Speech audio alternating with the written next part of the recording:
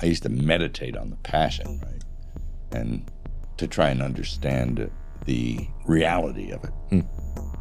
Because a lot of people think it's a fairy tale. And, or did that really happen? Well, yes, it did.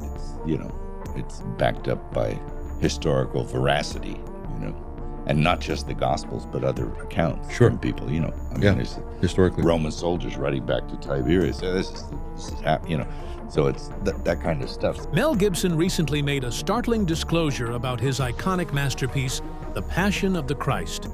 He revealed that he had never truly commanded the direction of the project.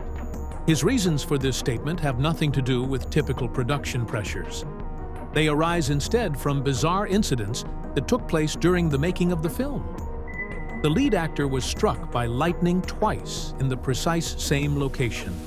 Even more mysterious were the strangers who appeared and assumed command of the crew, while the cameras failed to record any image of them whatsoever. These events were far from simple accidents. They offer strong evidence that the complete film crew operated as puppets, controlled by an unseen force. If Mel Gibson was not the true director, what supernatural force was really orchestrating the entire destined script and compelling history to repeat itself? Let us explore this intriguing mystery together. Cinematography, the facade of artistic dedication. For the past 2 decades, any discussion about the making of this film has focused on one central theme.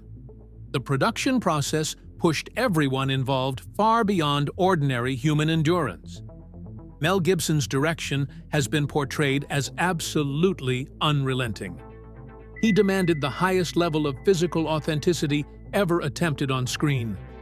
The bitter cold of a southern Italian winter, combined with extremely demanding technical requirements, created an environment that drained the body and spirit. The complete physical exhaustion of the cast seemed to provide a perfect and logical explanation for every single injury that occurred during filming. Medical records from the production confirm that the lead actor endured severe hypothermia. He was left hanging on the wooden cross for hours, in freezing temperatures, wearing only a thin piece of cloth. He also dislocated his shoulder while carrying a massive wooden beam weighing more than 68 kilograms. On top of that, he suffered real soft tissue tears caused by inaccuracies during the whipping sequences with actual leather whips. Every accident, from joint and muscle injuries to complete nervous exhaustion, was neatly packaged by the media as standard occupational risk. These incidents were presented as the inevitable physical cost of a team determined to recreate history on film with uncompromising ambition. Critics and analysts reached a broad agreement that locked the film's interpretation firmly in place. The world accepted the story of a masterpiece created through blood, sweat, and intense dedication to the craft. Behind the scenes, material released over time only strengthened the belief that despite the brutality, everything that unfolded on that hill in Matera remained under the director's precise control and planning. Yet what was celebrated as pure sacrifice for art was actually a flawless disguise. It concealed a sequence of events that followed no individual will or human script. To truly understand what happened, we must step back from the physical accidents on set. The real investigation begins with the very foundation of the entire project. We must examine the specific individuals who were selected to come to this location. The codes that defy probability. The first serious cracks in this facade of artistic dedication appeared when researchers began comparing the biometric and personal identification data of everyone involved. In Hollywood, the casting process normally operates on very practical criteria. Casting directors review thousands of profiles. They evaluate acting ability, physical suitability, commercial appeal, and schedule availability. The entire system depends on contract negotiations, tough auditions, and purely human decisions. Yet the final cast list for this project brought together parameters that completely contradicted every model of random statistical distribution. The central role, demanding the most complex emotional performance, went to a relatively unknown actor at the time. His name was Jim Caviezel. Choosing a face that offered no significant box office draw for a project with a budget of tens of millions of dollars already defied normal commercial logic. But the real anomaly lay in the personal identification details of this man. His full name created the exact initials J.C. Consider the context. This was a motion picture produced in ancient languages, including Aramaic and Latin, to recreate the final hours of the historical figure known as Jesus Christ. The fact that the lead actor possessed precisely the same initials, J.C., represented the first remarkable data alignment. Even more striking, the timing factors narrowed the probability to levels that seemed almost impossible. An actor's age is constantly changing. For a film project to receive the green light, move through months of pre-production, and sign contracts exactly when the actor reached a very specific age, milestone created enormous statistical barriers. When filming began on the sequences depicting the death, Jim Caviezel had just turned 33 years old. In historical context and ancient texts, 33 holds profound symbolic meaning. It marks the exact point when the central figure concluded his earthly life. Finding an actor who matched the physical requirements, was willing to accept the harsh conditions, possessed the initials JJC, and happened to be exactly 33 years old at the start of principal photography, created a cluster of data points that stretched far beyond mere coincidence. The anomalies did not end with the lead actor. The second most critical role belonged to the Virgin Mary, the witness to all the events. This part went to the Romanian actress Maia Morgenstern. During normal casting, an actor's native language and family background usually play only a minor role compared to performance ability.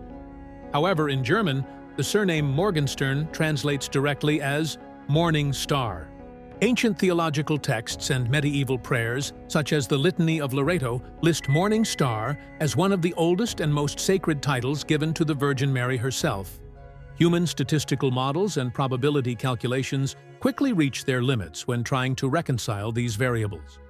In an industry with hundreds of thousands of working actors, the odds of independent factors such as linguistic identifiers, the initials J.C. and the surname Morgenstern, aligning perfectly with biological timing such as the age of 33 to match the description in a text that has existed for 2,000 years, are vanishingly small.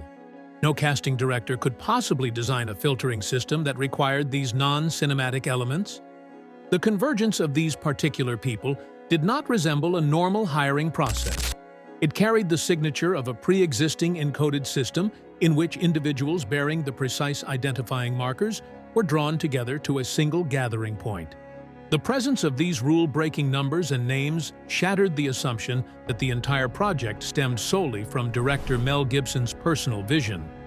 The way independent personal variables locked into a specific historical pattern proved that another order of things had begun operating long before any camera started rolling.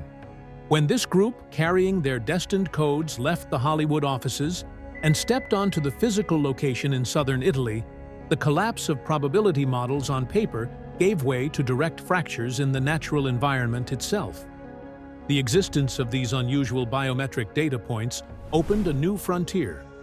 The investigation now had to move directly into the geographic location where these variables began interacting with the real world. The targeted coordinates. This unusual biometric data forced the inquiry to focus on the exact geographic area where these factors first collided with physical reality. The entire production team relocated from meeting rooms in Los Angeles to the hill in Matera, in southern Italy. This move marked the moment when the paper parameters began clashing directly with the laws of physics and environmental conditions. Matera features rocky, mountainous terrain, but its climate normally follows predictable Mediterranean weather patterns. Meteorological stations continuously monitor atmospheric pressure changes to issue warnings for outdoor activities. However, field reports throughout the entire shooting period documented a complete breakdown of standard low-pressure forecasting models. The natural environment at the filming location began responding in ways that defied meteorological principles. Technical crew notes showed that sky conditions did not follow the region's natural daily cycles. Instead, they synchronized precisely minute by minute with the artificial script pages brought by the filmmakers.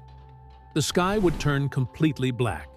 Temperatures would drop suddenly and strong winds would rise exactly when the crew prepared scenes involving violence or death. Even more astonishing, these low-pressure systems would then disperse on their own, allowing bright sunlight to break through at the precise moments when the script shifted to themes of forgiveness and redemption. Such rapid changes in massive air masses occurring within just a few minutes and perfectly matching the emotional tone of a movie script contradicted everything known about atmospheric movement patterns. The local climate no longer seemed governed by the usual forces of the planet. It appeared instead to react to the events unfolding on the ground, as if it possessed some form of awareness. The environmental anomalies went far beyond pressure changes. They rapidly escalated into direct and devastating physical interactions. The peak of this atmospheric disturbance occurred during an open hillside scene. According to eyewitness accounts and incident records, a powerful atmospheric discharge from storm clouds tore across the sky and struck directly at the position of actor Jim Caviezel. Lightning is normally a random natural event, a surge of energy seeking the path of least resistance to reach the ground. The fact that a charge carrying millions of volts and temperatures reaching tens of thousands of degrees targeted one specific individual standing amid numerous tall metal structures, such as cranes and lighting rigs, created a massive hole in our understanding of electromagnetic field distribution. The shockwave from the discharge hurled people nearby through the air. Electronic equipment shut down completely due to electromagnetic interference. The actor himself became enveloped in a brilliant white aura. His hair caught fire, and the surrounding air filled with the sharp scent of ozone. According to basic principles of human physiology, when a living body absorbs a powerful atmospheric electrical discharge, the cardiovascular system should immediately fail. Electrical signals would be disrupted. Internal fluids would boil and deep thermal burns would penetrate soft tissues. Yet after the light faded, Caviezel remained conscious. His internal organs showed no signs of destruction. His biological integrity, following direct absorption of this lethal discharge, represented a physical outcome that defied every known mechanism of the human body. The invisible coordinators! The survival of a human body without cellular destruction after absorbing such a massive atmospheric shock instantly revealed an entirely different layer of reality operating at that location. While medical staff and technicians were still stunned by Caviezel's impossible survival. A second event struck. It destroyed any remaining attempt to dismiss the incident as luck or chance. As assistant director Jan Michelini rushed up the hillside straight toward the spot where the actor had just been hit, a second atmospheric discharge split the sky and slammed directly into his body. Unlike the first strike, this second bolt hit exactly the same area of less than 1 square meter. The two impacts were separated by only seconds. In atmospheric physics, the odds of two independent lightning bolts striking the identical tiny coordinate in such a short time before the air ions could even neutralize are virtually zero. This event stripped nature of all randomness. It was no longer a weather accident. It displayed the characteristics of a deliberate targeting system, a directed spectral weapon operating on coordinates that had been set in advance to warn and prevent human interference at that physical point. At the very moment, physical safety was being stripped away by these strikes from above the barrier, separating material reality from the illogical phenomena on the ground, was also torn wide open. During the most complex and chaotic filming sequences, numerous technical crew members and camera operators began reporting the presence of strange men dressed entirely in white. These individuals carried no identification badges. They belonged to none of the consulting teams hired by the studio. They moved with calm authority freely through the maze of cables and cameras, issuing incredibly precise instructions on lens focus adjustments and light placement. Crew members heard their voices clearly. They received complex geometric directives and followed them almost unconsciously, drawn by the overwhelming authority these figures projected. The strangeness reached its most disturbing peak when the production team reviewed all the archived footage from the editing stage. Professional motion picture cameras operate on strict principles of optical physics. Any object that reflects photons to create a visible image must leave a chemical trace on the negative film. Yet when the reels were developed and the studio security camera footage was examined, these men in white simply did not exist. There was not a single pixel, no change in exposure level, and no blur to indicate their presence.